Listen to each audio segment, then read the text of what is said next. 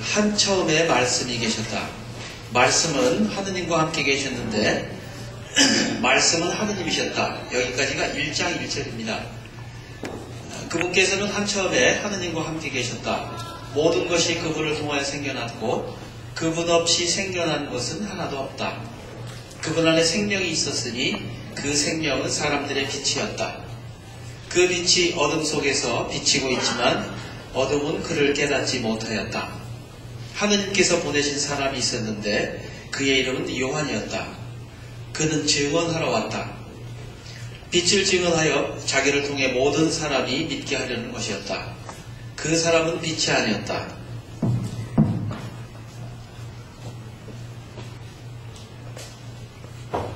빛을 증언하러 왔을 따름이다.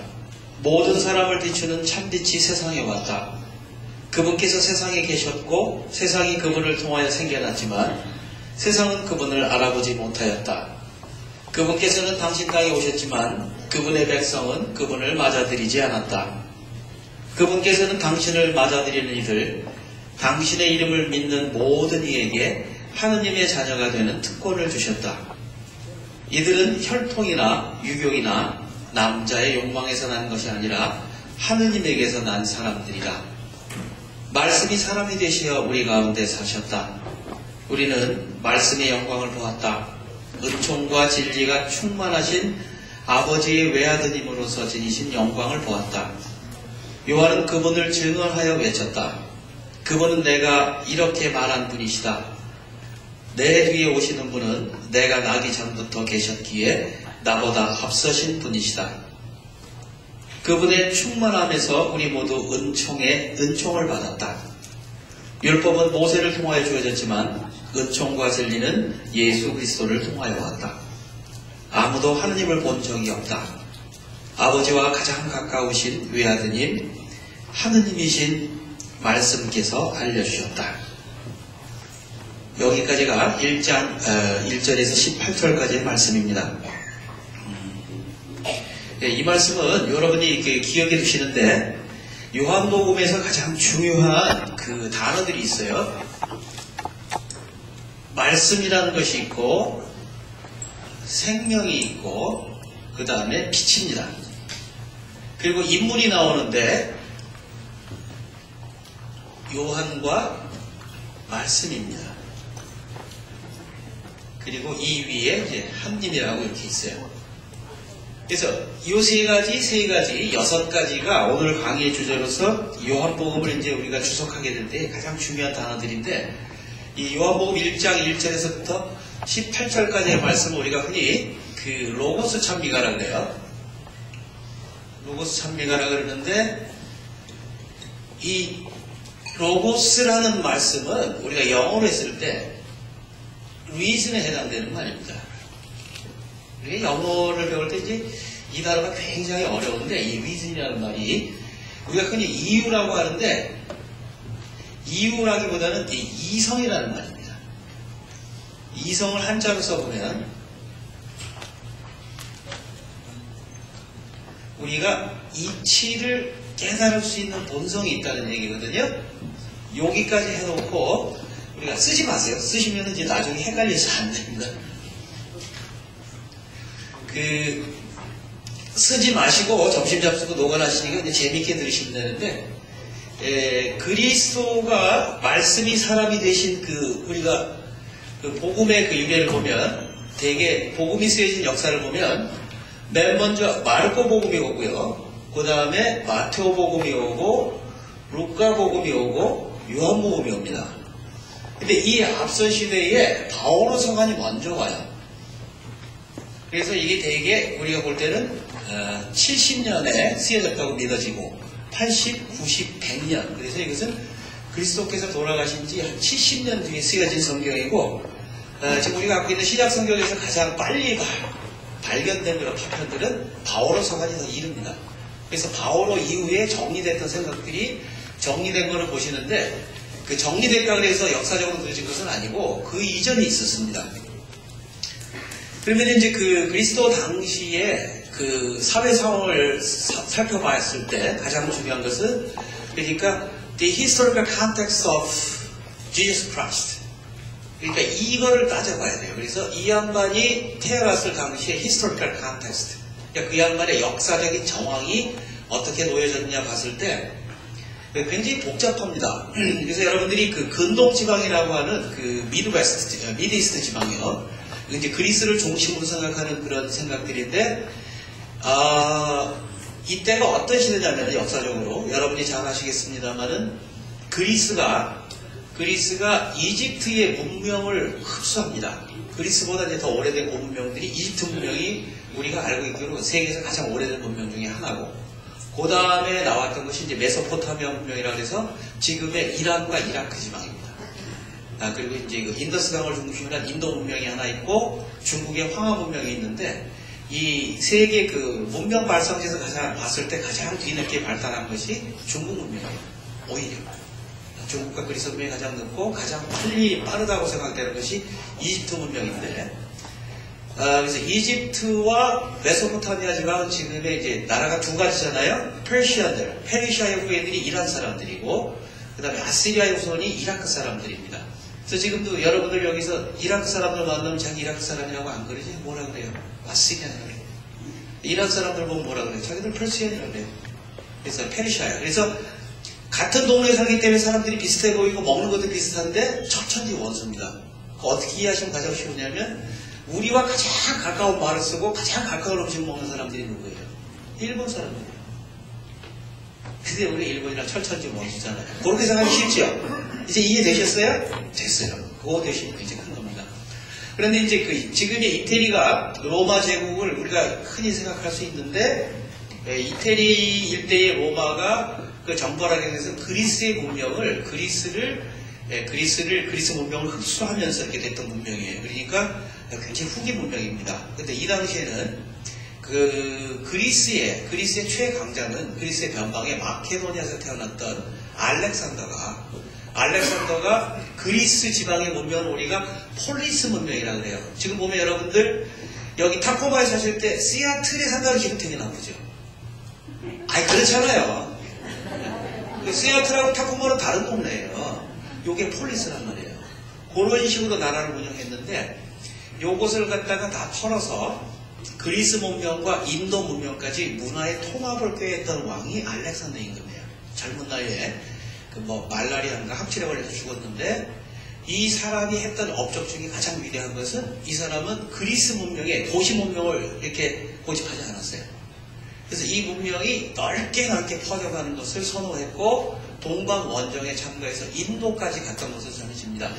그래서 인도의 문명이 들어오면서 헬레니즘이라고 하는 그 이전에 앞에 있었던 인도의 헬레닉 감각과 다른 그런 세상이 꼽히는데, 어떤 것이냐면은 명상이라는 것이 비로소 들어와요. 인도에서. 서양 사람들이 체험하지 못했던 것입니다.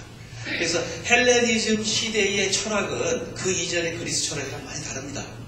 굉장히 달라요. 그래서 그때 유행했던 그런 학파들이 스토익이라든지, 그래서 금욕주의라든지, 아니면 이제 쾌락주의라든지, 에피큐리안이든지 이런 것을 발달하면서, 그 다음에 세상에 참 진리가 있을까 하는 그런 궁금했던 저도 이제 까박까박 하는데 공부한 지가 오래돼가지고, 그래서 회의주의 같은 것들이 싹 틀 때가 이때입니다. 왜냐면 다양한 문명이 마주치다 보면은 여기에서는 맞았던 것이 저기 가면 틀릴 수가 있잖아요. 쉬운 얘기로, 우리나라에서 게장을 먹는데 누가 뭐라 그래요? 그지? 근데 여기 와서 게장을 먹으면 잡혀가잖아요. 누가 맞는 거예요? 기준이 없잖아요. 같은 일에 대해서 굉장히 다른 일이 일어나잖아요. 그런 것이란 말이죠. 그래서 이런 것을 갖다가 우리가 카스믹하다 그래요. 그래서 우리가 폴리스에서 메트로폴리스로 바뀝니다.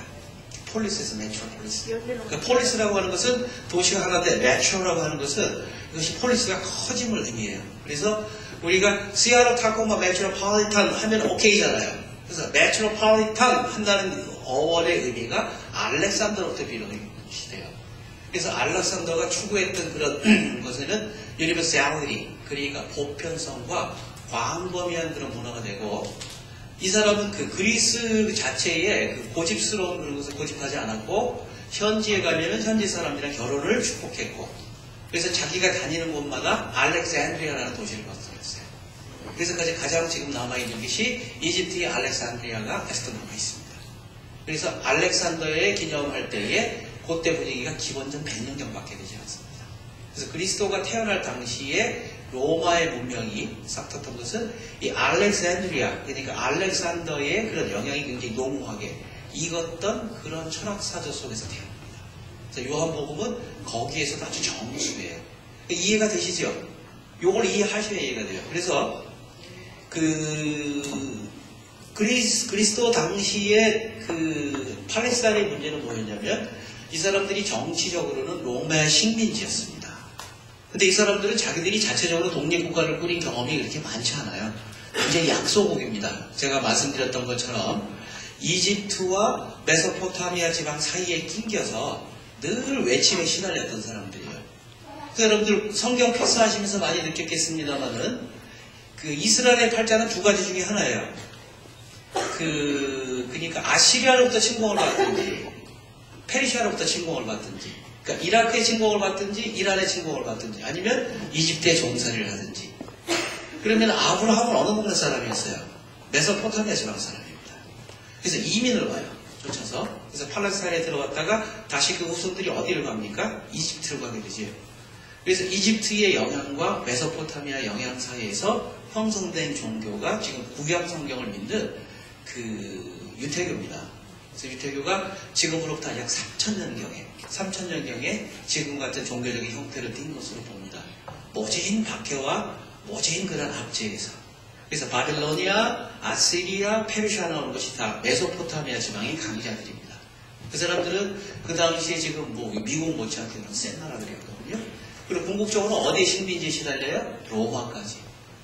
그래서 지중해 연안을 뺑 돌아서 가장 약한 나라 중에 하나가 이 유태교라는 나라였어요.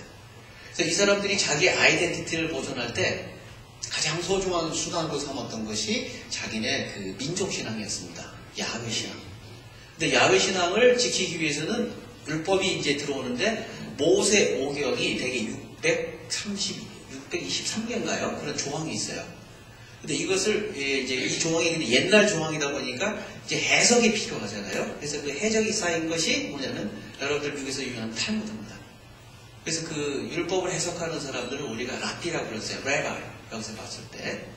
혹시 여기 미국에서 여러분들 그 유태교 회당의 그 시나고가 예배 가보신 분 계세요? 그 친구들이 한번 들어가 보세요. 굉장히 배울 게 많은 겁니다. 그래서 그리스도께서 회당에 들어가셔서 이사야 예언서를 읽었다 하는 것이 그 회당 예배가 나오는 겁니다. 그리고 설교가 있고 그 다음에 이 사람들이 만찬례가 있습니다. 우리처럼. 그래서 우리 미사의 형태가 유태교의 형태가 가장 가까이 가 있어요. 그리고 화답성을 부르고 나서 시편을 노래하는 전통도 거기에서 왔습니다. 근데 문제는 뭐냐면 정치적으로 그 이전에 무수하게 외세에 시달렸고 그 다음에 지금도 그리스도가 살아계실 당시에 로마의 식민지였단 말이에요. 그래서 정치적으로 자유가 없어요. 그런데다가 그 종교라고 하는 것이 지금은 일반화되고 우리는 한글 덕분에 문맹률이 거의 없는 나라가 돼서 누구든지 다 성경을 볼 수 있었습니다만은 그리스도가 살아계실 당시만 하더라도 유태교의 성경은 그 히브리어에 써 있단 말이죠. 지금도 나와보면 여러분들 히브리어 신분들 나와 있죠. 유태교 커뮤니티에 가면은. 그러면 그 글자가 보면 모음이 없이 자음만 쓰고 읽어버려요. 그 사람은. 지금 현대 히브리어도 그렇습니다. 근데 고대 히브리어도 그래요. 그래서 이것을 잘 배우지 않은 사람은 도대체 읽을 수가 없는 글이에요. 그러니까 문맹률이 얼마나 높았겠어요? 한도 끝도 없이 높죠. 그러면 이 글자를 알고 율법을 아는 사람들이 누구냐면 바리사예요. 그러면은 그때 제사를 지낼 수 있는 사람들의 계급들이 제사장 계급이 사두가였단 말이죠. 그래서 그러면 이것을 떠나서 이 사람은 대단히 종교적인 사람들이고 끊고 그다음 이 종교적인 질곡 이외에 정치적인 속박을 벗어나기 위해서 무력 항쟁에 나선 사람들이 혁명당원들이에요. 그 사람들 하나 끊어서 이 사람들이 이제 정치적으로 로마에 항쟁하던 사람들이었고 그러면은 이것도 저것도 다 이 세상 실없다. 아주 율법대로 우리들끼리 모여서 따로 살겠다. 그래서 사회지방 톱난으로 나가 살던 그 에세레파라는 사람들이 있었어요. 근데 이 사람들은 선택받은 사람들이란 말이에요. 글을 많이 배웠든지 돈이 많든지 아니면 정치적으로 용기가 있든지. 근데 하루 벌어서 하루 먹고 애들 키워야 되는 많은 사람들은 이도저도 아닌 상태에서 율법을 지키는 것은 뭐냐면 법을 어기지 않는 거예요. 우리가 마치 그 60, 70년 독재시대 때 우리가 할 말 못하고, 그죠? 법을 안 이기기 위해서 안 잡혀가서 산 적이 있었잖아요. 까딱 잘못하면 중앙정부에서 다 죽으니까. 그런 경험들이 있지 않습니까? 마치 이제 그런 체험을 하던 시기가 그리스도가 살아계신 당시에 그 팔레스타인의 상황입니다. 여기 이제 우리나라 지금 상황을 좀 보실까요? 요새 그 뭐 북해 위기다, 그래서 여러 가지가 많은데, 그 우리나라의 역사도 이 못지 않아요. 우리나라가 참, 이게 참 축복인지 어떤지 모르는데, 잘 보십시다. 중국이 여기 이렇게 있고요, 우리나라 이렇게 있다고 하면, 여기 일본이 이렇게 있고, 여기 또 러시아가 이만큼 있어요. 그 러시아가 얼마나 큰 나라인지 아시죠? 그런데, 여기 오키나와가 있는데, 여기 대만이 있고요. 석유는 여기서 나요. 중동에서. 근데 우리가 미국이 이렇게 있잖아요. 이렇게 미국이 있어요. 제가 미국부터 이렇게 그리고 나면 이 대륙에서 석유가 나게 하는데 여기가 세계 문명의 중심으로 등장하기 위해서는 석유라는 것이 필수적이었습니다. 그러면은 석유를 여기서부터 여기까지 날라와야 돼요. 여기서부터 여기까지. 그럼 뭐가 확보돼야 돼요? 일본이 여기 적으로 가서는 안 돼요. 중국 동해안 전체가 지금 중동에다 걸려 있습니다. 인도까지 가는 길에. 여기가 적기를 들면 안 돼요. 그래서 미국에서 지금 뭐 여기 군사 관계자 계신지 모르겠습니다만은 상식적으로 지금 미국 해군의 가장 그 정예가 어디 나가 있어요? 하와이에 나와 있어요. 그래서 그 친함대 사령부가 아마 하와이에 있을 거예요. 그리고 샌디에고에 있고. 그래서 이 동쪽에는 미국이 의외로 그 해군력이 별로 집중되어 있지 않고 서쪽에 집중되어 있는 것은 이 석유 때문에 그렇습니다. 그래서 유지할 수 있어요. 미국이. 석유 없으면 스타트 없어요. 미국은. 그래서 왜냐하면 여러분들이 지금 입고 있으신 그 안경부터 뭐 머리, 약 전부 해서 석유 없으면 만들 수 있는 게 아무것도 없습니다. 아무것도 안 돼요. 그래서 그렇게 보면은 그 중에서 가장 가운데 걸린 나라가 여기에요. 여기 우리나라. 여기 일본 있죠? 여기 중국 있죠? 여기 러시아 있어요. 그러면 중국, 러시아, 일본하고 이 오키나와 베이스를 중심으로 해서 지금 여기 주둔하고 있는 서울에, 그리고 여기 있는 이 미군 축하고 대만 축이요. 해외에 가장 많은 군사력이 주둔하고 있는 곳입니다. 그 중에 제일 중요한 게 어디예요? 우리나라예요. 그러니까 세상에서 아까 제가 이스라엘이 어떻게 마주서고 있다고 그랬어요? 그 당시에 가장 강자인 그리스, 이집트, 그죠? 그 다음에 아시리아하고 페르시아를 맞서서 싸워서 지켜냈던 것처럼 우리도 별 볼 일 없이 이렇게 돼 있어요. 현재 세계에서 가장 공공한 상황을 사는 나라가 우리나라입니다. 어려워요. 근데 그럼 우리나라가 지금 왜 남북 분단이 됐는데 이게 우리가 그냥 서로 싸워서 남북 분쟁, 무슨 뭐 빨갱이, 파랭이 문제가 아닙니다. 별 상관없어요. 제가 볼 때는. 지금 누가 따집니까? 따진 바보 소리 듣죠. 그런 시절이 없었다는 거 아닙니다. 있었습니다. 가장 문제가 되는 건 뭐냐면 우리나라는 대대적으로 원래 우리나라 영토가 이만큼 들어와 있었거든요. 이순신 장군이 녹둔도에 있을 때 지금 이 녹둔도에 분광을 있을 때 이 녹둔도가 원래 우리나라 땅이에요. 근데 지금은 러시아 땅으로 되어 있습니다. 두만강이라는 강이 그렇게 큰 강이 아니기 때문에 그래요. 그리고 이 일대가 이렇게 돼 있었는데 우리가 반도로 자꾸 축소되는 것은 이 대륙이 원체 크기 때문에 그래요. 그래서 우리는 대대로 이 중국 문명의 영향권에 살아왔어요.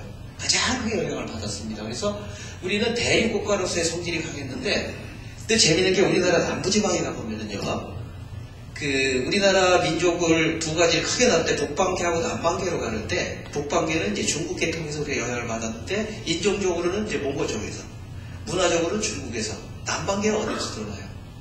지금 여러분들 경상남도하고 그 전라도 남도 쪽에 가보면은 인도 문명의 영향이 굉장히 우리나라는 짙은 나라입니다. 의외로 불교가 들어올 때. 그래서 가야니 했을 때 우리가 그 지금 하동 쌍계에서 올라가는 길에서 더 올라가셔서 왼쪽으로 올라가면 칠불사라는 절이 있어요. 그 칠불사가 어떤 전설을 갖고 있는 절이냐면 김수로 왕의 부인이었던 허왕과 인도에서 벽시하고 불경하고 불상을 가지고 들어왔을 때 그 오빠가 따라 들어옵니다. 오빠가 따라 들어와서 불교를 같이 갖고 들어와요. 그래서 이 양반이 거기 있는데 허왕후가 아들을 7을 낳아요. 근데 7이 전부 그 외삼촌을 따라서 그 부처가 됐다는 절이 그 칠불사예요. 아마 그 왕자들끼리 본처 소생 무슨 뭐 후처 소생 뭐 싸웠겠죠. 그래서 뭐 후처 소생들이 안 되니까 외삼촌 따라서 산속에 들어가서 했다는 얘기가 이렇게 뱉던 것 같아요. 가서 보면 그래요. 아주 산골장이에요. 바로 그 지리산 토끼봉 밑인데 그 여러분들 지금 가시면 쉽게 찾아볼 수 있습니다. 그리고 이제 그 일대가 중국에서 들여왔던 차씨가 많이 퍼져서 차의 본산지라고 알려진 곳이들입니다. 그런 전설들이 있어요. 그러니까 남방계에서도 우리는 영향을 많이 받았어요. 그리고 이제 그 지금 여러분이 생각하실 때 삼국시대에 백제의 여건이 되게 이제 전라도로 생각하는데 백제가 전라도를 복속한 것은 그렇게 오래된 시간이 아닙니다. 그 백제가 가장 오래 수도를 누렸던 곳은 서울입니다. 지금의 서울, 위례성. 그래서 그 서울 백제, 그러니까 그 한강 백제가 가장 오래됐고요. 그 다음에 공주에서 한 100년, 마지막에 부여에서 한 60년밖에 지내지 않았습니다. 그러면 전라도 지역은 뭐냐? 지금도 가보면 그 마한계의 그 영향이 짙게 남아있어요. 삼국시대 이전에 마한계. 근데 마한계 무덤이 섞여있는 재밌는 게 마한계 계통의 그 무덤이 지금 발굴하고 나오는데 여러분들 그 대표적인 곳이 아니면 나주 지역에 가보시면 쉽게 이해할 수 있습니다. 그러니까 나주가 어떤 지역이 있냐면 영산강이 무등산하고 저쪽 금성산성 쪽에서 발원을 해서 강이 모여서 광주를 통과해서 나주로 해가지고 목포로 빠져나가는데 그 강이 우리나라 4대 강 중에 하나입니다. 강이 크고 깊어요. 그래서 고려시대 때 왕건이 고려를 건국할 때에 가장 재정적인 뒷받침이 됐던 지역이 전라남도 나주 지역입니다. 그래서 왕건의 둘째 왕비가 누구예요? 나주시 오왕환입니다. 그래서 나주가 지금도 굉장히 가고 물산이 풍부럽고 그 다음에 그 나주 지역에 가면은 여기 반남박가들 계세요? 그 나주에 가면 반남면이라고 있어요. 영산강 건너서 가면 그 반남 일대에 고분이 많이 나오는데 그 고분들은 마한계 고분이 나옵니다. 백제계 고분이 나오질 않습니다. 그리고 백제계 고분이 나오는데 그 형태가 재밌게도 중국에서 발견되는 것도 있고 일본에서 발견되는 것과 동시에 나와요. 그러니까 우리는 반도라는 특성 때문에 지형적으로 중국의 영향을 계속 받았고 일본과 저쪽 인도 월남까지도 계속 무역으로 우리가 살았어요. 지금만 그런 것이 아니에요. 우리나라는 활짝하게 생겼어요. 발을 바다에 반쯤 담그고 대가리는 육지에 붙이기 때문에 할 수 없어요. 왔다리 갔다리 하는 것밖에 없어요.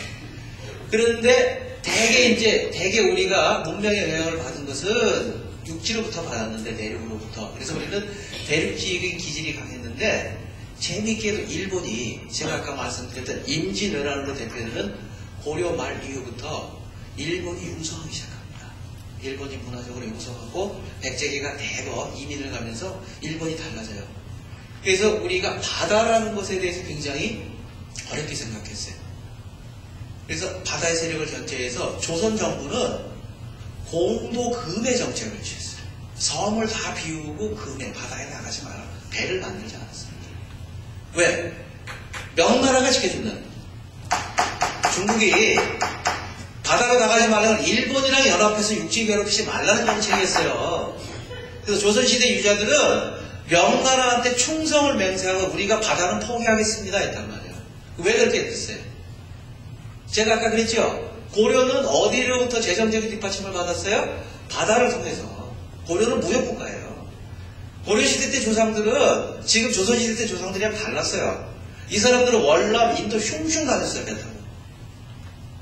저기 오키나와 일본 흉흉 다녔던 사람들이에요.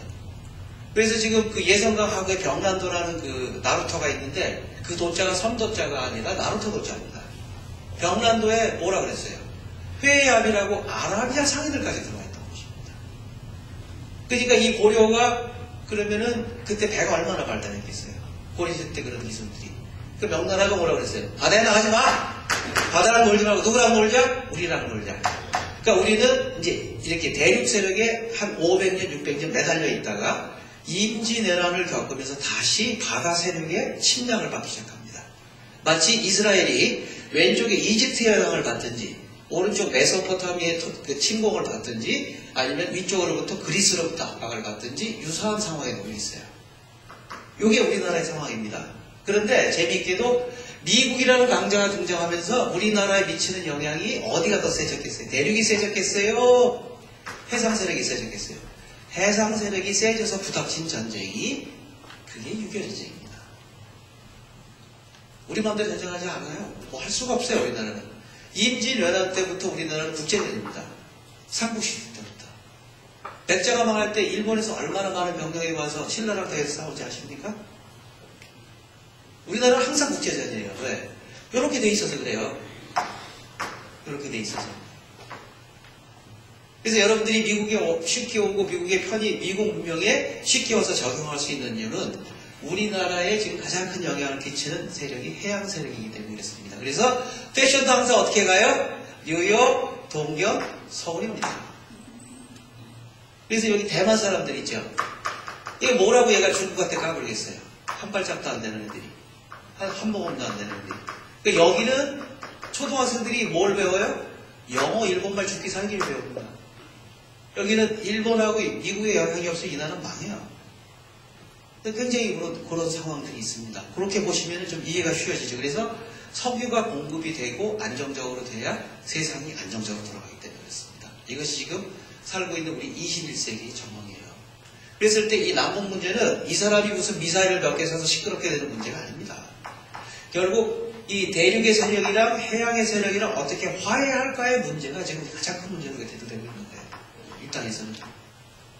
그래서 우리가 주도적으로 이것을 해결하지 않으면 여기 북한 정부가 망하죠? 그럼 통일될 것 같아요? 예? 중국 사람들이, 러시아 사람들이 가만히 있고 남한 니네들이 들어가서 다 통치하라 그래요? 그래서 미국 주도로 갖다 신의주대 해주겠다 그래요? 어떻게 돼야 돼요? 중국이랑 붙어야 돼요, 이제 우리. 이런 상황이에요. 빨갱이 나중에 소멸되는 거 아닙니다. 중국이 지금 얼마 투자하고 있어요? 북한에. 여러분들 뭐 잘 아시잖아요. 저보다 훨씬 잘 아시잖아요. 중국이 지금 신경 안 주면 다 굶어 죽게 생겼으면 저 사람이 중국말 듣지 우리말 듣겠어요? 지금 우리가 퍼주기라고 쌀 안 주고 개성공단 다 철수하고 나면 뭘로 협상할 거예요? 그런 문제가 있는 거예요. 그게 똑같은 상황이었어요. 이스라엘에서는 사두가이라고 하는 사람들이 그 식민지 세력이랑 결탁을 합니다. 왜냐하면 잘 사는 사람들은 지킬 게 많기 때문에 힘센 속으로 가요. 잘 살기 때문에. 근데 좀 많이 배운 놈들은 꼬장꼬장 하거든? 그게 바리사이를 갚는 거예요. 그 다음에 이제 이 방골들은 독립운동하러 나가죠. 그리고 이것도 아닌 사람은 어디로 가요? 청학동을 찾아서 지리산으로 가든지, 십성지를 찾아서 계룡산으로 가든지. 그래서 우리나라의 민족 종교가 제일 좋은 기가 언제였어요? 일제강점기입니다. 이거 저것도 보기 싫으니까 지리산으로 가든지, 계룡산으로 가든지. 그 세계 역사가 굉장히 다른 것 같으면서도 사람들의 역사는 같이 가는 성격을 가지고 있습니다. 그래서 우리가 항상 시달린 게 뭐예요? 북한에서는 남쪽 보고 미군 괴뢰 정부라고 그러고 우리는 이놈들 소련 괴뢰 정부라고 그렇게 싸웠잖아요. 명분 없는 싸움이에요. 결국은 이것이 해소가 되는데 요즘 학자들이 지적하는 바에 가장 정확한 것은 우리나라가 남북이 분단됐을 때 중국이 만일 싸우지 않았다면 중국이 장개석 군대하고 모택도 군대로 나눠져서 싸우지 않았다면 분단의 비극은 없었을 것이라는 것이 정설입니다. 가장 강력한 영향을 끼치기 때문에 우리나라가 지금 미국을 제치고 중국이랑 무역하는 굶어 죽습니다. 지금 한국 가면은 물수건부터 젓가락, 집안에 쓰는 모든 건축자재까지 중국에서 안 들어오면 우리나라 마비됩니다. 중국 펀드 망하니까 우리나라 망하잖아요. 지금 우리가 베트남에 투자 많이 하거든요. 베트남 망하니까 다 망하잖아요. 월남을 한 발짝 비껴있기 때문에 자기들끼리 어떻게 해결할 수 있었어요. 근데 우리는 어렵습니다. 우리가 딱 붙으면요 세계적으로 시끄러워요. 보통 중요한 땅이 아닙니다. 그래서 우리가 동북아 중심자 역할을 하자는 이야기하는 게 이 사람들은 서로 힘이 세니까 지들끼리 노려볼 때 우리끼리 힘을 합쳐가지고 우리끼리 협상이 돼서 여기 평화 구조가 안착이 되면 이 사람들이 무기 개발이나 이런 데에서 그걸 내려놓고 통상적인 것, 우리가 상업적인 문제로 한반도 문제를 해결하라는 것이 그런 문제였습니다. 근데 돈 많은 사람들이 좋아하겠어요? 동네 시끄럽고 하니까 지금 뭐 대통령 죽여버리잖아요. 자살을 지금 죽인 겁니다. 제가 볼 때는. 제가 돌아가시고 얼마 있다가 새벽에 우리 신부들이 미사할 때 가봤었는데 한국 땅에서 예언자적으로 이 땅의 팔자를 스스로 개척하자 그랬을 때 살아남은 사람이 누가 있습니까? 백번이 살아남았습니까? 장준환 선생이 살아남았습니까? 지금 노무현씨가 살아남았어요. 그렇게 비극적인 거예요. 이스라엘에서 그것을 외치던 예언자들 누가 살아남았습니까? 엘리야가 제명해 죽었습니까? 그 제자 엘리사가 제명해 죽었습니까? 이사야가 제명해 죽었어요. 요한이 제대로 죽었어요? 그리스도께서 제대로 돌아가셨어요. 그런 상황이기 때문에 대단히 복잡한 이슈라는 거예요. 이런 세계사적인 분위기에서 태어난 게 요한복음입니다. 그래서 그 세계 성서학계에서 많은 주석을 달지만 가장 어렵고 가장 주석을 달지 않는 성경이 요한복음입니다. 여러분들 오늘 저기 위키피디아 가서 아니 구글닷컴에 가서 검색해 보세요. 요한복음 주석사가 몇 번인가입니까? 설령 있다 하더라도 아주 전문가 용어 아니면 없어요. 그래서 요한복음이 주석이 어려운 게 이런 여러 가지 문제를 베테에다가 깔고 굉장히 어렵게 주석을 할 수밖에 없어요. 토마스 아퀴나스 성인이 바오로 서간에 대해서 주석을 굉장히 쉽게 많이 합니다. 바오로 서간을 건드리지 않는 주석가는 없습니다. 바오로 서간을 하고 그러고 나서 성서를 복음을 하는데 그 양반에게 있어서는 한 가지밖에 없어요. 주석이 딱 요한복음 하나입니다. 왜냐하면 이 요한복음을 이해하지 못하면 우리 가톨릭 신앙의 근간이 되는 성체 성세에 대한 이해가 불가능해지기 때문에 그래요. 아니 심지어 변함가는 거 이렇게 뭐 정치적인 얘기 무슨 팔레스타인 지방하고 우리 동네를 똑같이 하다가 또 갑자기 또 요한복음으로 가요. 그랬는데 아니 세상에 사람이 정치적인 동물이에요. 사람이 정치적인 동물이라는 얘기는 사람이 사회적인 동물이라는 얘기예요. 사람이 사회적인 동물이라는 얘기는 사람은 같이 살 수밖에 없는 운명을 지니고 태어났다는 거예요. 그 사람 혼자 살 수 없습니다. 저 산속에 사는 법정 스님도 혼자 못 살아요. 그 양반이 자기 배를 자기가 옷을 손수 짜서 입어요? 그 양반이 농사져서 살다 해먹나요? 혼자 살긴 살지. 근데 이제 어떻게 돼요? 먹고 사는 건 다 어떻게 돼요? 남의 손을 빌어야만 살 수 있는 구조가 인간 구조입니다. 그래서 인간이 사회적 동물이요. 사회적인 동물 안에서는 질서를 필요로 하기 때문에 정치적인 동물이요. 그래서 아까 제가 강론 때 말씀드렸던 것처럼 사람이 사회적인 동물이기 때문에 그리고 정치적인 동물이기 때문에 이 사회적인 것을 정치적으로 제어하면서 동시에 이 사회에 흘러가는 질서를 바로잡는 정치가 사람에게서 나오지 않고 어디서 나온다고 생각했어요? 하늘에서 나온다는 믿음이 있단 말이에요. 그래서 옛날에 우리가 그 조선시대에 유자들이 보던 과거 시험에 있어서 가장 중요한 사서삼경이라고 했을 때 사서삼경의 근원에 깔려있는 정치가 뭐예요? 선왕지도라고 했어요. 선왕지도. 선왕지도는 중국의 전설적인 왕들을 얘기하는데 그 중에서도 제일 그리워했던 것이 가장 그리워했던 것이 누구냐면은 주나라 시대의 그런 임금들이었습니다. 그래서 무왕, 그죠? 이런 사람들. 그래서 그런 사람들에서 선왕지도라고 했어요. 그런 것을 그리워했단 말이에요. 지금 한 가지 재미난 얘기를 하자면 그 주나라에 그 주공이라는 그 사람이 있는데 그 자기 형이 임금이에요. 자기 형이 임금인데 형이 일찍 죽으면서 조카를 놓았는데 조카를 부탁하고 죽었어요. 주왕이. 그래서 그 무왕이 제 생각에 무왕인가 그럴 거예요. 그 죽었는데 주공이 그게 누구 생각이나 이 얘기 딱 들으니까 수양대군 생각나죠. 세조는 형이 죽으면서 아들을 맡겼더니 어떻게 했어요? 조카를 죽이고 지가 왕이 되어버렸잖아요. 근데 주공은 그런 사람이 아니었어요. 그 정적들을 다 숙청하고 자기 조카를 잘 보필해가지고 주나라 문물을 안정시키면서 하늘과 땅을 소통시키는 제사와 모든 문물을 정리합니다. 그래서 우리가 지금 지내고 있는 제사의 모든 양식, 예절의 모든 양식의 완벽한 정리를 해요. 그래서 우리가 이것을 주례라 그럽니다. 주례. 그래서 예기라고 하는 그 제사의 모든 모태가 되는 책은 이때 주나라 주공이 정리한 것으로 우리가 봅니다. 그래서 공자가 가장 홍보했던 인물이 누구였어요? 주공입니다. 그래서 주공이 행한 이런 정치 치세를 우리 동양에서는 가장 아이디어라는 생각을 했어요. 그래서 주공은 하늘의 뜻을 잘 받들어서 이 하늘의 뜻이 땅에 잘 스며들고 땅이 필요한 것을 하늘에 갈고 하는 것을 다 정립했다. 그래서 주나라 주례를 통해서 우리가 모든 예절이 확립됐다고 하는 거예요. 그래서 서울에 가면 여러분들 경복궁 있죠? 경복궁이요. 아, 오늘 대답들이 없어요. 졸린데 빨리 대답하셔야 돼요. 예, 하고 재밌게 해야 돼요.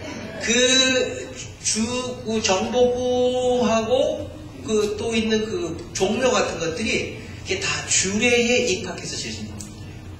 그러니까 우리나라 조선조의 문명은 철저하게 중국 문명에 기초해 서 있습니다. 인문학 전통에. 그래서 궁궐, 무슨 뭐 만드는 거 다 그게 주례에 기원해요. 모든 제사의 예법도 다 주례에서 기인합니다. 그래서 궁궐에 이름 붙이는 것은 시경에서도 나왔습니다만은 대개 그 주례에 의해서 이렇게 되는 것만 알아두세요. 그래서 주역이라는 것도 어디서 나왔겠어요? 그러면 주나라의 역법이에요. 그 역법이라는 건 뭐냐? 하늘이 움직이는 길에 대한 공부라는 거예요. 그래서 그것을 땅에 반영한다는 거예요. 그래서 상수학이 나오고 이 주역 공부를 통해서 달력이 나오고 세상이 돌아가는 이치를 통해서 농사를 짓게 되는 겁니다. 그래서 제왕의 특권이 뭐예요? 달력을 만드는 거였어요. 그게 다 주나라 시대의 공부들이란 말이죠. 똑같아요. 그러면은 이스라엘은 어디에 달력을 섞었어요? 다시 이스라엘에 돌아갑니다. 이스라엘은 어디 영향을 가장 많이 받았겠어요? 가장 오래된 나라가 어디라고 그랬어요? 근동에서 이집트입니다. 이집트의 영향을 가장 깊게 받습니다. 그러면은 우리가 창세기에서 했던 그 창조설화는 어디 나라만 전설이었어요? 이집트 설화. 그 근원은. 그 메소포타미아 지방에서 다 동일하게 가지고 있어요. 이스라엘 사람만 가지고 있는 게 아니에요. 이 위키피디아 찍어보면 다 나와요. 제가 하는 말이 아니에요. 그래서 이런 것처럼 그런 상태에서 그렇다고 우리나라가 중국이랑 문명이 같느냐? 그렇진 않습니다. 우리 나름대로 소화하는 방법이 있고 내재화시키는 방법이 있듯이 이스라엘 사람들은 야훼 신앙을 통해서 그것을 내재화시키는 길을 걸어가는 거예요. 근데 이제 계속 다른 그 문화적인 이질적인 요소가 침투하죠. 그리스 문화가 침투하고 메소포타미아 문화가 침투하고 할 때 그래서 예언자들이 나서 하는 말이 뭐였어요? 네? 들어라 이스라엘아, 바람 피지 마라. 우리 이걸 고수해야 된다. 그래서 계속 쳐내는 작업을 하잖아요. 그래서 지금 우리 어르신들 60, 70대 세대들 이 세대들하고 그 밑에 세대들이 좀 달라요. 지금 60대 이상 세대들은 누구 세대예요? 이미자 세대예요. 이 양반들에게 있어서 최고는 이미자하고 또 누구냐? 반짝이는 별그 누가 불렀죠? 남인수인가요? 남인수 이미자 세대예요. 그리고 그 밑에 세대들은 누구 세대예요? 그 중간에 조금 만보바지 세대가 있었어. 한명숙, 현미, 패티김 세대가 조금 그렇게 하고. 그 다음에 무슨 세대예요? 완전히 미국화돼서 기타 치고 청바지 찍고 대마초에 찌들었던 사람들. 김민기, 송창식, 이장희 세대. 노래도 달라요. 집집에서 봤으면은. 우리 어머니는 죽어도 이미자요, 지금도. 주현미도 안 된대, 우리 어머니. 우리 어머니가 원래 81거든요. 우리 어머니가 저희보다 이민을 좀 빨리 오셨었는데 80년에 오셨었는데 저희 집도 제법 됐죠, 그지? 그리고 우리 친척들이 원래 그 가발 장사하러 왔어요. 그래서 가발 장사하러 가요.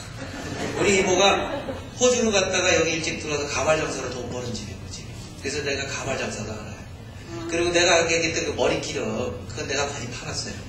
그 케어프리 티스입이 지금도 생각나. 그때 머리기름 이름들이. 그 다 있잖아요. 그 다음에 우리 옷장사도 많이 했잖아. 구두장사도 많이 하고. 그렇잖아요. 그러니까 다 있는 거잖아요. 다. 그러다가 이제 우리끼리 애들 키우면서 뭐 이렇게 하고 이렇게 되는 거 아니에요. 성당도 짓고 싸워가지고 머리채기도 뜯고 내년 너 성당 나온다 서울을 간다 이러고 다 해본 거 아니에요. 다 해봤잖아요. 그거 다. 이게 똑같은 과정에서 겪는 정서 불안이 가져다 주는 거란 말이에요. 이게 그냥 나오는 게 아니에요. 내가 저세리 성당 나오라고 다 해봤잖아요. 우리도 다 겪은 거 아니겠어요? 그래서 지금 보니까 이렇게까지 와 있을 때 이런 성당들 지은 지가 20년이 잘 안 됐지 않습니까? 이제 최초로 자기 성당 가진 성당이 이렇게 어디쯤 기록되냐면 LA 없어요. LA 지역은 LA 주류가 원체 그 에스닉이 많아서 하지 않았어요. 뉴욕도 안 됐어요. 저기 조그만 데서부터 자기 성당을 지어서 나왔잖아요. 그죠? 타코마니가 가는 거예요. 여기 예를 들어서 에스닉이 많다 안 해줍니다. 주민이. 너도 성당 짓겠다 그러면 나도 뒤처리 어떻게 합니까? 하나 짓는데 많이 들지만 유지하는데 얼마 들어요? 부실라 그래봐요. 제가 시카고 맨 처음에 갔을 때 시카고의 성당이 몇 개인지 아세요? 제가 갔을 때 시카고의 신부가 3,000명 있다고 했었어요. 우리나라 신부가 2,000명이 채 안 될 때. 본당이 700개 있었어요. 그래서 그 10년 동안에 본당을 200개를 배수했어요. 근데 그런 것을 다 겪었어요. 왜 그러냐면 시카고는 그 미국에서도 아주 유명한 멜팅 팟이에요. 그래서 뭐 이태리계 이민, 그리스계 이민, 아일랜드계 이민, 그래서 천주교 신자 비율이 가장 높은 곳입니다. 이태리, 그리스, 그 다음에 뭐 아일랜드 뭐 이렇게 들어오면 뭐 유럽의 천주교 나라 뭐 폴란드까지 들어와 있으면 없어요. 그다음 남부 독일계, 오스트리아계, 천주교 신자 비율이 가장 높은 곳이거든요. 다죠. 그 다음에 뭐 아르메니아, 리투애니아 그 정교회 계통들 많아요. 그래서 그렇게 그랬는데 그 사람들이 다 먹고 살게 돼갖고 다 애기들이 다 어디로 가요? 다른 데로 가버리니까 하루아침에 이렇게 망가져. 시카고 인구가 700만인데 신자가 500만일 때 됐어요. 그런 곳이었거든요. 그래서 다시 한번 돌아옵시다. 그래서 이런 것을 우리가 그런 갈등을 겪으면서 우리나라 구조가 지금 이렇게 돼 있다 그래서 여러분에게 말씀드린 것은 지난 10년간 우리가 어떤 언론에서는 잃어버린 10년이라 그러는데 제가 객관적인 모습을 봤을 때 아까 말씀했던 이미자 세대에서 우리가 김민기 세대로 넘어가는 과정에서 걸렸는 사람들입니다. 그래서 우리가 일본의 영향에서 벗어나서 교육도 다 미국식으로 되면서 우리가 의식이 굉장히 진보적으로 바뀌어요, 우리나라가. 그래서 이제는 우리가 변방에 끼인 역사가 아니라 좀 구조적으로, 예를 들어서 복덕방 있잖아요, 복덕방. 우리 부동산 중개업. 그러니까 여기 뭐 리얼 에스테이트 하는 사람들, 리얼타들. 그 사람들이 하는 것은 집이 많고 땅이 많아서 그 사람이 장사를 잘해요. 그 사람이 잘하는 건 뭐예요? 중간 역할에서 뭐 받는 거? 구전 받는 거잖아요. 그죠? 우리 그거 하자는 거예요, 이제 여기서. 바닷가 사는 놈들 육지로 가려면 우리한테 잘 보여. 육지에 있는 놈들 바다로 가려면 우리한테 잘 보여. 왜 우리가 그 생각 못했냐는 거예요. 그러니까 뭐가 필요해요? 남북 협력이 필요하죠. 교류해야죠. 그럼 가난한 집에 먹을 거 줘서 같이 맞춰야죠. 그 다음에 우리가 뭐 하자고 모셨어요? 야, 기차 들자. 그래서 우리 지금 한국에 KTX 깔려 있거든요. 그게 이제 불러서 떼제배를 갖고 오는데 라이센스가 풀려서 우리가 자체 생각합니다. 그리고 중국이 상해에 시범적으로 떼제배를 깔아놨어요. 그래서 우리 기술 이전을 우리가 하게 됩니다. 그래서 중국 전체가 떼제배 표준으로 가게 되면 중국에 들어가는 기차는 불란에서 안 갖고 와요. 우리나라 창원에서 만듭니다. 이런 거 몰랐죠? 네. 잘 보셔야 돼요. 그러면은 그 떼제배가 표준으로 되게 되면 중국을 통과할 때 우리나라 노선이 어떻게 되냐면 대표적으로 우리가 백두대간 때문에 기차가 가는 노선이 두 가지밖에 없습니다. 하나는 경원선이에요. 그래서 우리가 원산을 넘어가서 원산으로 해서 러시아 쪽으로 연일 쪽으로 넘어가는 기차 라인이 하나 있고 경의선으로 해서 북경을 거쳐서 몽골을 거쳐서 라인이 하나 있어요. 그러면 유럽에 지금 가장 많이 깔려있는 초고속 열차가 떼제배입니다. 불란서 표준입니다. 이태리도 떼제배를 쓰고 스페인도 떼제배를 씁니다. 로만서 계통을 쓰는 사람들은. 독일만 이체를 자기네 단독적으로 쓰고 그 다음에 유럽에 두 가지예요. 일본 신간세는 다 아웃됐어요. 이 새끼들 찍혀가고 아무도 안 써. 귀찮은 좀 동네 민심 일치하고 잘 사귀어야 돼. 아무리 좋아도 그 새끼 시원찮으면 안 써. 그런 거예요. 일본 놈들 왕따 당했어요. 지금. 기차의 문제에서. 우리가 떼제배하고 중국이 떼제배하면 러시아는 할 수 없이 뭘 쓰겠어요. 그냥 떼제배 쓰게 되는 거예요. 그러면은 극동에서 떼제배 기술 갖고 있는 나라가 어디밖에 없어요? 우리밖에 없어요. 그렇게 되면은 이제 불란서가 그 얘기 나와서 우리랑 되게 친하자 그랬어요. 우리나라가 여기서 잘 봐주면 파리에서 떼제배를 타면 바로 그 기차로 부산까지 들어오니까. 그거 하자는 거예요, 지금. 복덕방 하자는 거예요. 그러면 잘 보세요. 그러면 이제 유라시아 대륙에서 전통적으로 유럽과 아시아는 하나의 대륙을 통해 있는데 죄송하지만 아프리카도 다 붙어 있습니다. 아프리카도 팔레스타인 중심으로 다 붙어 있고요. 그 스페인 끝하고 그 알제리하고 있는 그 해협이 넓진 않아요. 굉장히 좁습니다. 금세 넘어갑니다. 그래서 지중해 연안에 있던 국가들 아프리카 남쪽까지 다 통할 수 있어요. 그럼 기차가 안 가는 곳은 어디밖에 없어요? 미국, 남북미하고 어디요? 호주밖에 없어요. 그러니까 우리나라가 마음을 잘 먹으면은 일본, 미국, 호주만 섬이 된단 말이에요. 그렇게 어마어마한 것을 할 수가 있어요. 그렇게 좋은 자리에 있다는 거예요, 지금. 이걸 하자 그랬던 거예요. 근데 우리가 좀 째째한가 봐요. 너무 째째해서는 이거를 잘 흡수를 못하네, 지금까지. 그래서 하여튼 그런 것만 말씀드립니다. 여러분이 보시기에. 그래서 일본은 지금 해저초를 뚫자고 난리였어요. 근데 재미난 게 뭐냐면 대마도라는 섬이 그 후쿠오카까지 가는 대마도에서 한 90km 갑니다. 근데 대마도에서 우리나라 거제 가도까지 건너오는데 그 반밖에 안 걸려요. 그래서 대마도 애들이 한류가 일어난 다음에 공부하러 고등학생들이 어딜 많이 갔어요? 보통에 안 들어갔어요, 걔네. 본선에 안 들어가고 어디로 가서 공부를 해요? 부산에 나오는 거예요, 이놈들이. 왜? 한국말 배워서 앞으로도 데뷔하고 또 자기들이 좋아하는 영화 배우도 보고 드라마도 한국 드라마. 그 대마도는 한국 휴대폰 갖고 그냥 터집니다. 로밍 안 해도 됩니다. 그 주말에 낚시하러 많이 들어가요. 대마도에. 부산에서 슝슝 들어갑니다. 세상이 그래요, 지금. 그러니까 일본이 그랬으니까 뭐 해저터널 뚫자 우리가 돈 다 낸다. 그렇게 되는 거 아니에요. 그래서 이런 것을 잘 봐야 돼요.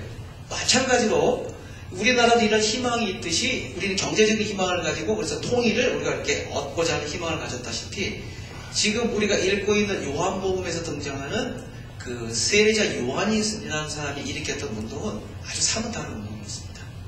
지금 시달리는 장사미사들, 글도 모르고 정치적인 권력도 없고 백도 없고 이런 사람들이 이제 막 그렇게 방랑하고 불황하지 않겠어요. 힘든데 율법 지켜서 구원받는다? 그런 것 같지 않다. 그 당시 이제 굉장히 까다로웠거든요. 내가 무슨 잘못을 해서 그러면 옆에가 누가 고발을 해.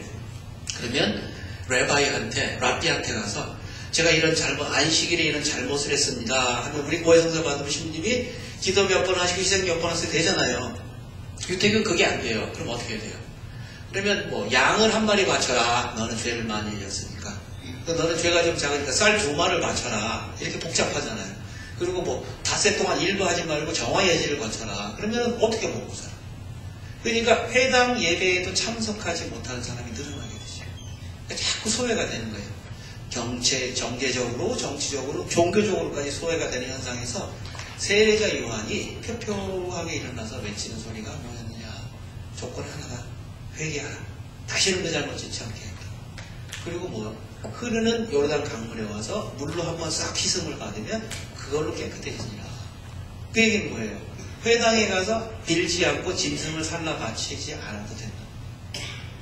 근데 그 양반이 그 랍비나 이런 사람들처럼 얼굴에 개기름이 끼고 뭐 좋은 옷 입고 폼 잡는 사람이 아니라 그냥 낙타 털옷에 그냥 대충 끼니만 떼고 그냥 그렇게 살았다고 생각을 해봐요.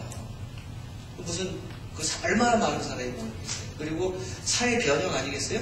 못 배우고 아무것도 없는 사람도 사람이라는 걸 가르쳐 주셨잖아요. 하나님이 다 사랑하니까 회개하고 복음만 믿어라.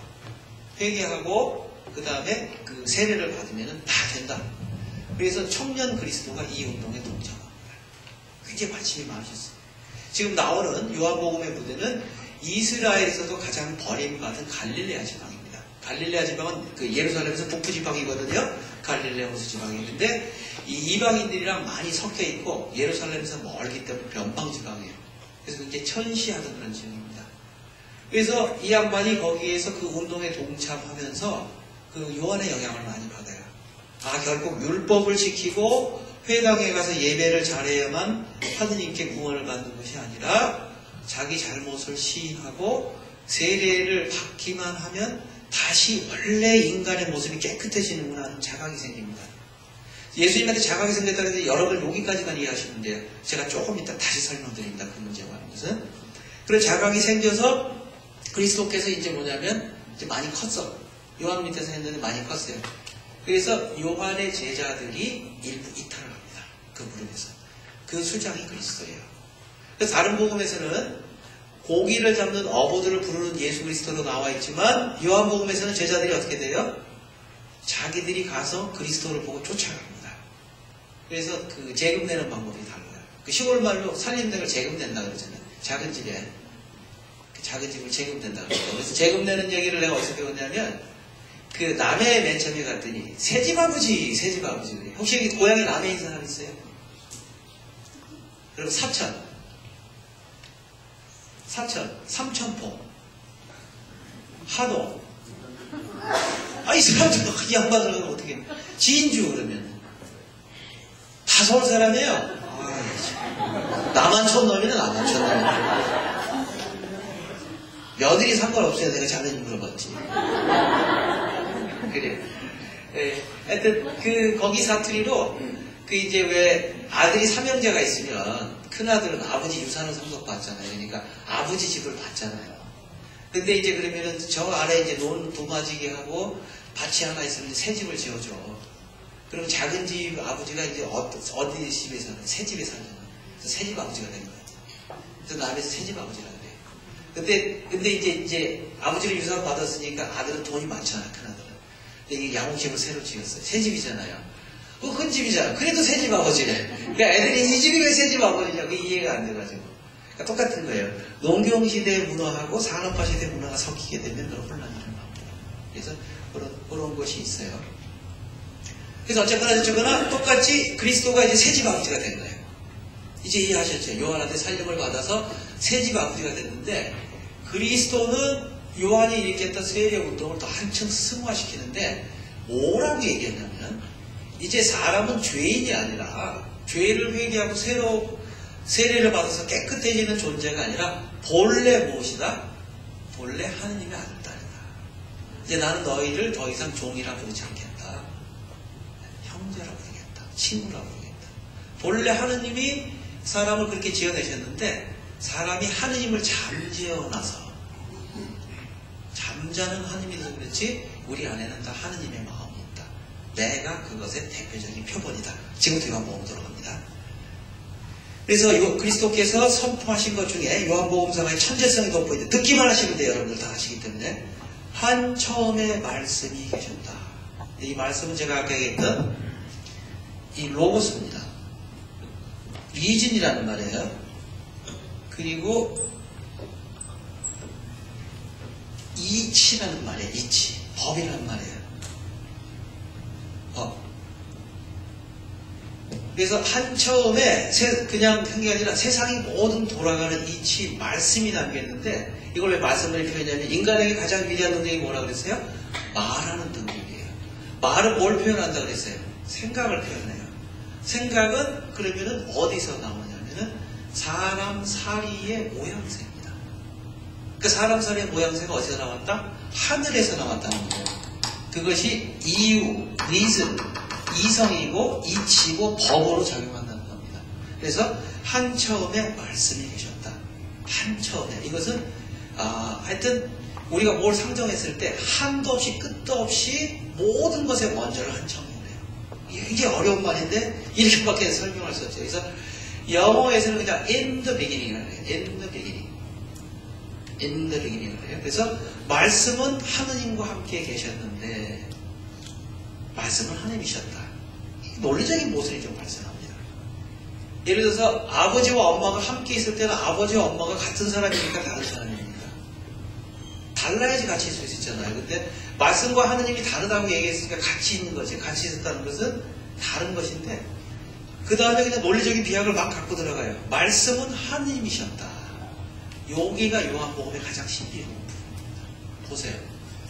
말씀이 세상의 이치, 로고스, 이성, 이치, 법이 그것이 하느님과 같이 있었는데, 하느님과 이제 꼭 같다고 얘기를 해버린단 말이에요. 하느님과 함께 계셨다고 해놓고, 그 다음에 보면 말씀이 하느님이셨다고 해버려요.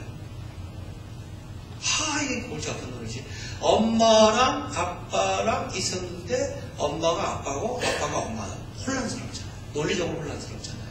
엄마는 엄마고 아빠는 아빠지. 근데 이렇게 혼란스러워 가능한 것은 뭐냐면 하느님의 특성 때문에 그랬습니다. 하느님의 특성. 하느님의 특성을 우리가 한처음에 배속했던 것은 우리가 세상살이 하면서 피할 수 없는 것, 다 경험하는 게 우리가 변화하는 겁니다. 달라지는 거예요. 그래서 인간은 생로병사를 겪고 우주도 생로병사를 겪어서 요즘 이제 천체 물리학에서 빅뱅이라는 게 있잖아요. 별이 나이가 많이 들잖아요. 많이 노쇠해지면 자꾸 무거워지고 처지면서 자기 무게가 무거워지니까 다른 것을 다 끌어들이는 현상이 있어요. 주변에 있는 별이고 뭐다. 그러니까 이놈이 근데 너무나 무거워지다 보니까 뭐까지 끌어들여요? 자기가 발산하는 빛까지 끌어들여요. 현대 물리학에서는 빛도 입자적인 성질을 가진다고 하기 때문에. 입자적인 걸 다 끌어들이다 보니까 어떻게 돼? 얘가 나중에는 시커멓게 구멍이 뚫리고 먹다가 자기 무게에서 눌러서 터진다는 거예요. 그래서 또 새로운 은하계가 시작된다는 것이 빅뱅 대학이거든요. 간략하게 그렇습니다. 그런데 그렇게 이 큰 우주도 변하고 지구도 변하고 태양도 변하고 다 변하는데 하느님은 창조주라는 속성을 갖고 있어요. 우리 신앙에서 고백할 때 창조주. 창조주라는 건 뭐냐면 이 세상 모든 만물, 아까 제가 말씀드렸던 빅뱅을 통해서 변하는 우주도 하느님이 만드셨다는 겁니다. 그래서 마치 우리가 컴퓨터를 만들어서 컴퓨터가 우리가 할 수 있는 일보다 대단한 일을 하지만 컴퓨터가 이해할 수 없는 것은 뭐예요? 사람의 마음을 몰라요. 사람의 생각을 몰라요. 거기까지는 잘 안 간답니다. 열심히 하고 있지만 아마 제가 볼 때 평생 가지 못할 거예요. 그래서 컴퓨터라는 기계는 어디까지나 사람의 힘이 필요하고 사람이 움직이는 기계입니다. 그래서 사람은 이해할 수 없는 기계예요. 하지만 사람은 컴퓨터라는 기계를 아주 정확하게 이해합니다. 그래서 그것에 맞춰서 그림도 그리고 음악도 쓰고 뭐 다 할 수 있어요. 그런 것처럼 사람과 하느님의 존재 양상이 다르다는 거예요. 그래서 이 세상에는 동시에 A가 B가 될 수 없고 B가 A가 될 수 없으나 하느님은 창조주이시고 그 능력적인 면에서 우리가 상상할 수 없는 것이기 때문에 이 세상에서 체험할 수 있는 이런 매직, 마이크, 누구누구처럼 계시는 것이 아니라 세상 바깥에 우리가 직접 체험의 대상이 아니라는 겁니다. 직접 체험의 대상이 아니라. 변하지 않기 때문에 체험할 수 없어요. 우리는 변하는 것만 할 수 있을 겁니다. 보고 궁금하시면 저한테 돈 더 내시고 공부 따라 하셔야 돼요. 쉽게 못 가르치거든요. 제가 돈 많이 들이고 공부했기 때문에. 농담이고 여기 철학에서 너무 중요한 문제이기 때문에 그렇습니다. 그래서 그렇게 나가서 하느님이 체험이 불가능한데 다시 한번 성성으로 들어왔을 때 아까 하느님을 어떻게 체험할 수 있냐면 하느님이 구체적으로 우리가 체험할 수 있는 사물 안에 들어오셔야 돼요. 그래서 1차적으로 하느님께서 인간에게 가장 정확하게 전달하는 것은 여기를 통해서 전달을 하는데 그때 이제 이 말씀을 통해서 전달합니다. words요. 그래서 이것을 전달했던 사람들이 누구냐면 예언자들이에요. 예언자들. 그래서 예언자들이 말씀을 그 예자가 미리 예자가 아니라 예금 통장할 때 쌓아 담아둘 예자입니다. 하느님의 말씀이 쌓아 담겨진 사람들이에요. 하느님 말씀이 예금 통장이나 이 사람들이. 그래서 지 맘대로 하는 게 아니에요. 지 맘대로 하는 게 하느님 말씀이 예금 통장이기 때문에 하느님의 뜻을 우리가 알아듣는 말로 설명하는데 마치 통역과 같은 거죠. 하느님과 우리 사이의 통역. 그러니까 누구 생각이 나요? 할머니들 성당 다니기 전에 옛날에 굿 구경 많이 다니셨죠? 굿 구경 많이 다녔잖아요, 우리 다. 저도 옛날에 모당에 살아서 굿 많이 봤어요. 그 무당이, 요 얘기, 재미난 얘기 한 가지만 해드릴게요. 선무당 얘기 알아요? 선무당이 잘한다는 거 아니잖아요. 선무당이 뭐냐면, 우리나라 무당 똑같아요. 남방계하고 북방계가 있어요. 그래서 북방계, 몽골 쪽에서 들어온 무당의 형태들은 그 세습무가 아닙니다. 신내림을 받아야 무당이 돼요. 신내림을 받아야. 근데 이제 충청도 이남의 지방들은 세습무라. 엄마에서 뭐 딸로 전승이 돼야 되게. 며느리로 가는 경우도 있고 한데. 그래서 세습무들의 특징은 뭐냐면은 계속 세습이 돼서 그 가문에서 신이 내리기 때문에 어떻게 되겠어요? 얘들은 어려서부터 춤이며 이걸 뭐 기가 막히게 배워갖고. 그래서 우리나라의 그 남도 소리의 그 기본을 우리가 무가라고 그러잖아요. 원체 노래들 잘하고 춤사위도 좋고 그래요. 근데 경기도 이북지방의 무당들은 신이 그냥 갑자기 턱 내서 무당이 되기 때문에 무당이 춤 못 추는 무당이 많아요. 아셨어요? 소리 못하는 무당이 많고. 근데 이 무당들은 뭘 잘해요? 앞이 훤해. 첫 보고 알아요. 아셨어요? 그래서 선무당이요, 걔네들이. 춤 못 추고 전만 보는 무당을 선무당이라는 거예요. 신은 내려서 무당 짓을 하는데 남도의 무당들처럼 몸치라.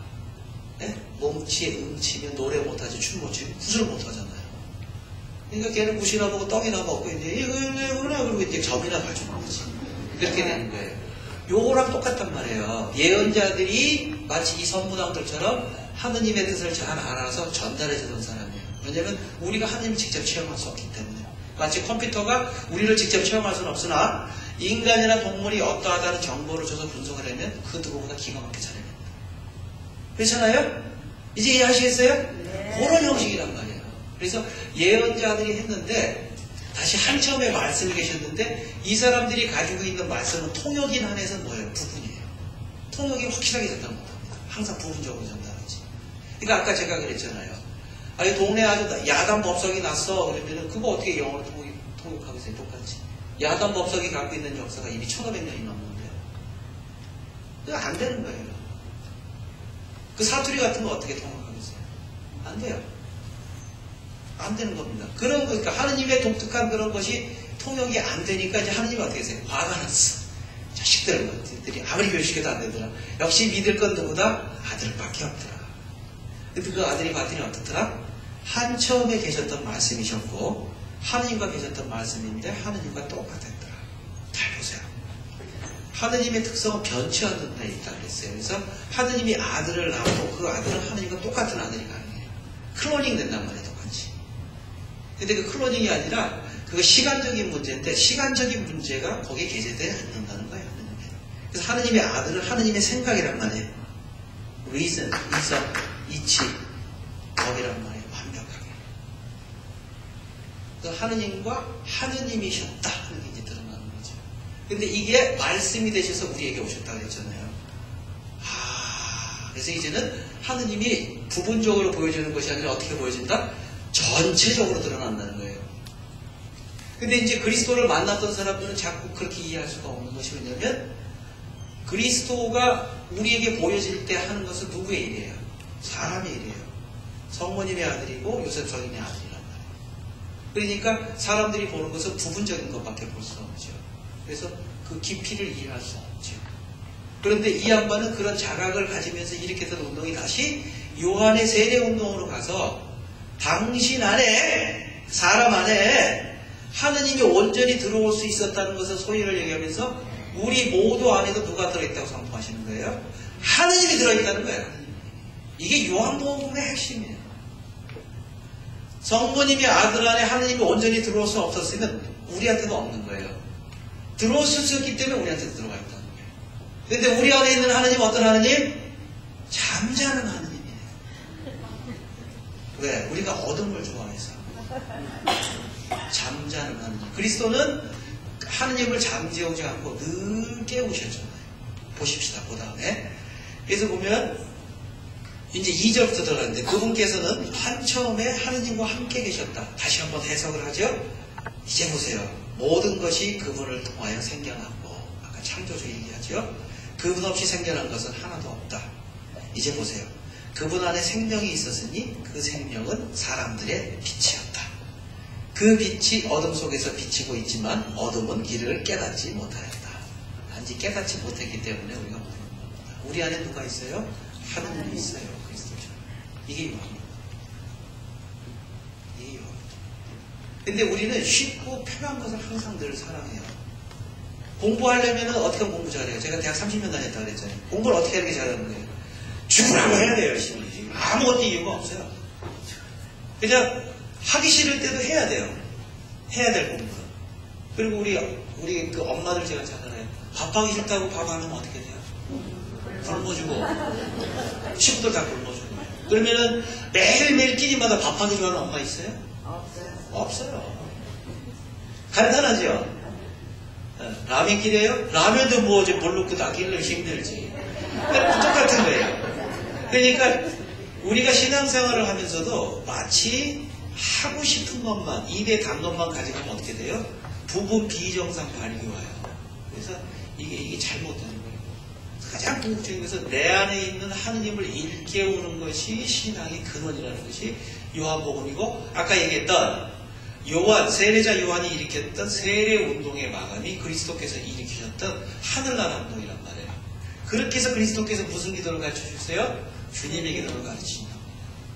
하늘에 계신 우리 아버지. 아버지는 하늘에 계세요. 왜냐하면 이 세상의 창조자, 이 세상의 원리로서 접근이 안 된다는 얘기를 하는 겁니다. 근데 아버지의 이름이 거룩히 빛나시는데 왜 빛나시는지 지금부터 설명하겠습니다. 아버지의 이름이 빛나시게 했죠. 그 다음에 아버지의 이름이 거룩히 빛나신 다음에 아버지의 뜻이 하늘에서와 같이 땅에서도 이루어지고, 그 다음에 뭐라 그래요? 그게 어떤 나라라 그래요? 그게 아버지의 나라. 아버지의 나라가 오신 나라. 근데 아버지의 나라는 하늘에 있어요? 땅에 있어요? 땅에. 하늘에 있는 건 의미가 없다는 거예요. 지금 우리한테. 땅에 와야 의미가 있어요. 어떻게 할 때. 자, 지금부터. 우리가 더 먹으려고 욕심내지 말고 오늘 그냥 매일 먹는 양식에 우리가 먹고 사는 데 만족하고 저 새끼 비옥죽해서 성당 안 나갈래 이런 소리 하지 않고 용서하고 다순하잖아요. 그리고 내가 그냥 밥을 해야 되는데 밥하기 싫다고 라면만 끓여 먹이는 이런 거 유혹에 빠지지 않게 하시고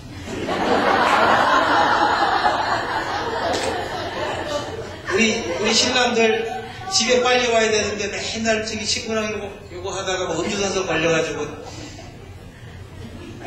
똑같은 유혹에 빠지지 않게 하시고 섹시할 때 거짓말 치고 골프 치는 거 그거 다 그거 하고 나서 유혹에 빠지지 않게 하시고 그 다음에 어떻게 그랬더니 내가 악이라는 것에 대해서 점점 더 없어지더라는 거예요.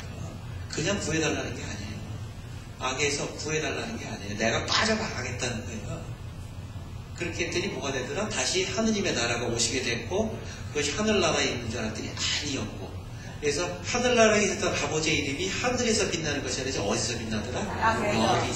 어디서? 이 안에서. 이야, 오늘 굉장히 잘하셨어요. 그래서 요한복음이 이래서 잘 안 해요. 그러니까 이제 보세요. 그리스도 안에 하나님이 온전히 들어 계셨죠. 이제 누구 안에 있어요? 내 안에 있지. 근데 왜 밀가루 떡 안에 있는 예수님은 더 쉬워지죠. 성자. 그래서 그것을 갖다 확인하는 거예요. 다시 한번 말씀드릴게요. 근데 그거는 우리가 구원받았던 영수증이 아니에요. 그리스도의 뭐 여러분을 저기 영수합니다. 그러면 아멘 됐습니다. 그게 아니에요. 청구서 발급하는 거예요. 신부가 매일매일.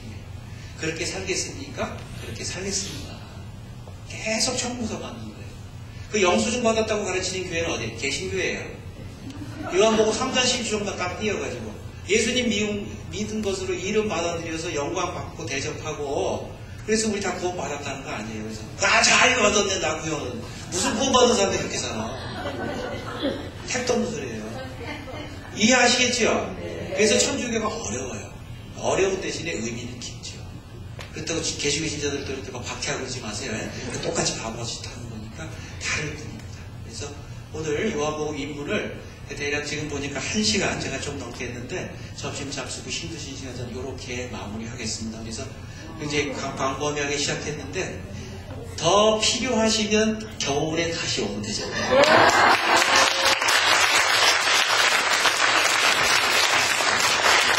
그래서 제가 마지막 시간을 이용하려고 여기 남해에서 붙인 편지라는 책을 제가 썼는데 그냥 쓴 책은 아니고요. 제가 말씀드렸던 대로 2001년 2월 6일 날 제가 귀국을 해서 2001년 그해 2월 9일 날 본당신부로 부임을 했어요. 시차도 안 깨고.